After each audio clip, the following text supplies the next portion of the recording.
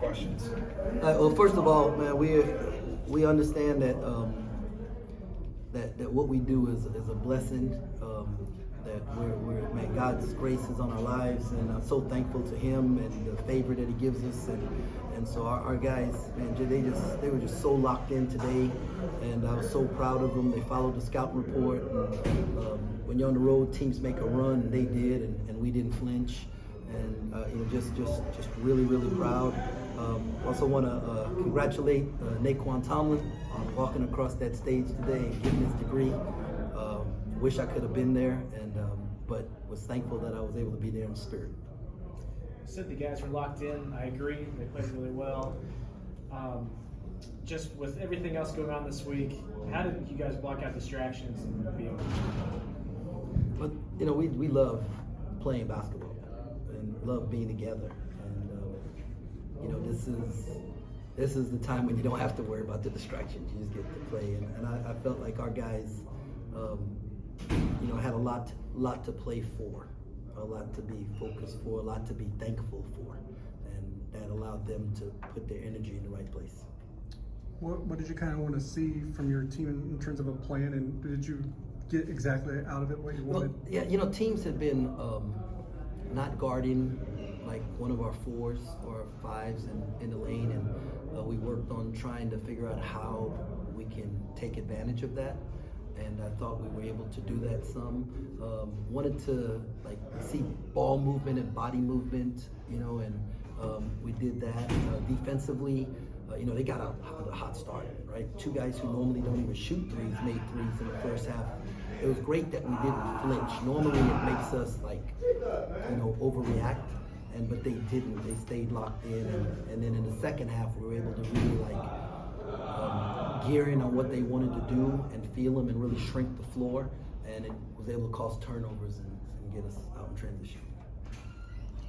In terms of kind of getting through a week like this, usually it takes a really good leadership. Are you starting to get that out of your locker room the way you would want? Oh yeah. I mean, it's coming, man. I'm seeing growth in TP. I'm seeing growth in Arthur Kaluma. I'm seeing growth in Will McNair. Cam, how about Cam coming home and having that kind of game, right? Sometimes guys come home and they try to do too much, they play too fast, right?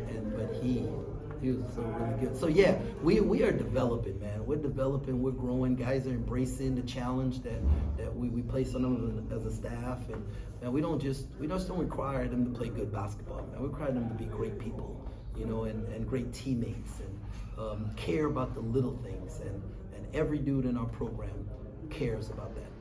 That stretch when you went ahead by 17, is that about the best you've seen the guys play this year? Yeah, we got after it. We got turnovers though, right? Turnovers and I thought we were snatching two-hand rebounds, and that two-hand rebounds lead to outlets that then lead to playing in the open court. It was really good. It was almost like it almost dulled us. I don't know how to explain it, but it was kind of my juice wasn't there, because they would just execute, and then they made that run and they got a little spirit to them, right? And then it was like, oh yeah, let's go. And the guys, I loved it, because in the huddle you could see they was like, oh, here we go. And so yeah, that was a lot of fun. In terms of that run for you guys, was it as simple as just turning it over too much at that point? Yeah, I think turned over. They started playing with more energy. We probably relaxed some too. They did make some big shots, right? And so there's probably combination of things. We'll go look at it and stuff. But I mean, basketball is a game of runs, and teams make runs. And what ends runs is getting fouled, go to the free throw line, or offensive rebounds. So they're down 3. We shoot a 40-footer. Everybody's watching the ball, but Arthur Kaluma goes to rebound. It grazes the rim, he grabs it, lays it in, and that ended the run. Offensive rebounds do that for us. You spoke, I think it was a week or two ago, about peaking at the right time. So in terms of that climb, are you where you want this team to be? Well, yeah. We're on a steady upward, not too. I don't think y'all would go and say these guys can't play any better, right? Yeah. I mean, we can look at it and say, oh, they can play a lot better. But you can say, man, they played better than last game. And so that's how we want to keep moving. you, was there any part of the last 2 days that was harder than anything else? It was really hard for me today when Anthony Winchester did our mentor, and it was unbelievable what he talked about, and it was moving, right? Like, I mean, it made people move to tears, right? Because of what he was talking about. It was a personal thing, right? So I won't go into that. But then when everyone left, I was really broken because I thought to myself, Naquan's not going to get this for the rest of the year. You know, he's not going to get these great men up and down our hallways who every day pouring life lessons into him. He's going to go play basketball somewhere and he's going to be fine, and we're going to be cheering for him. But I don't know anybody does what we do.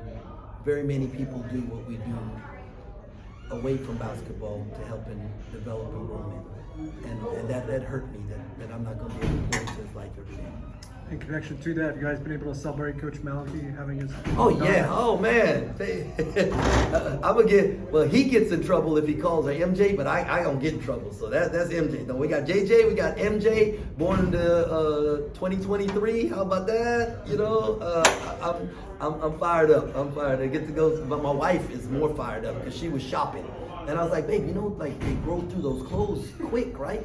And she says, that's why I'm buying 2 sizes. Yeah, so Ray gets to be Auntie Ray and I get to be Uncle Coach. How, can you just say a little bit more about his game today and how he had Oh, he was really good, man. He was really good. He came home and in front of his family and he was Cam Carter, baby. Well, I was so proud of him. So proud of him. And he was about winning. You know, it wasn't about Cam having a great game. It was about winning. He was every huddle. He was like, hey, you know, this is what we need to do. You know, and so just proud of him and his growth, and always thankful when a guy gets to come back home and play well and get a win.